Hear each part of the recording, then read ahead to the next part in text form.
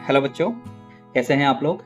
तो अब exam time around the corner है। क्लास 10th और क्लास 12th के बोर्ड एग्ज़ाम भी शुरू होने वाले हैं जल्दी ही। इस लास्ट मोमेंट पे बच्चों का एक बड़ा ही प्यारा क्वेश्चन होता है कि रिवीजन किस तरीके से की जाए।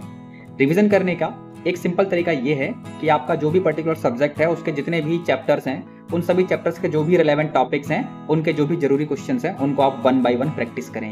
यानी एक एक चैप्टर को उठाइए और हर चैप्टर के हर टॉपिक के जो भी इंपॉर्टेंट क्वेश्चंस हैं उनकी आप प्रैक्टिस करिए।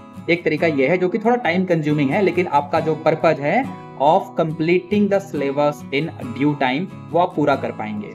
ठीक है। इसके बाद दूसरा तरीका क्या है जो मेरी नज़र में सबसे अच्छा तरीका है, वो तरीका ये है बच्चों कि आप हर सब्जेक्ट के लिए कम से कम 5 से 10 सैंपल पेपर की प्रैक्टिस करिए। मैंने बोला 5 से 10 सैंपल पेपर की प्रैक्टिस कम से कम करनी है, यानी इससे ज़्यादा भी सैंपल पेपर्स की आप प्रैक्टिस कर सकते हैं। ठीक है। अब सैंपल पेपर्स की प्रैक्टिस करने से फ़ायदा क्या होता है? सबसे पहला फ़ायदा तो ये होता है कि सैंपल पेपर कंप्लीट सिलेबस के ऊपर बेस्ड होते हैं। तो इसलिए अगर आप कोई भी सैंपल पेपर करते हैं तो आपको पूरा सिलेबस ही नज़र आएगा उसमें, और हर चैप्टर के जो भी रिलेवेंट इंपॉर्टेंट टॉपिक्स हैं, उनके जो भी जरूरी क्वेश्चंस हैं वो आपको सैंपल पेपर्स में जरूर मिलेंगे। अगर आपने कम से कम 10 सैंपल पेपर्स की प्रैक्टिस कर ली होगी तो शायद ही कोई टॉपिक होगा जिसका कोई रिलेवेंट क्वेश्चन होगा जो आपने कवर नहीं किया होगा। यानी लगभग हर चीज आप कवर कर पाएंगे। एवरीथिंग विल बी कवर्ड अगर आप कम से कम 10 सैंपल पेपर हर सब्जेक्ट के कर लेते हैं तो।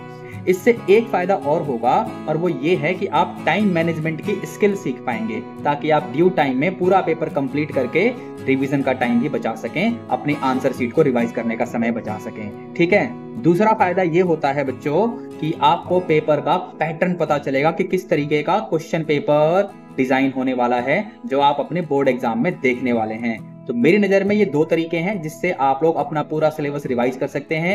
एक तरीका है जिसमें आप 1 बाय 1 हर चैप्टर को कवर करिए। दूसरा तरीका ये है कि आप सैंपल पेपर्स की प्रैक्टिस करें। कम से कम 10 सैंपल पेपर का टारगेट आप हर सब्जेक्ट के लिए लेकर चलो।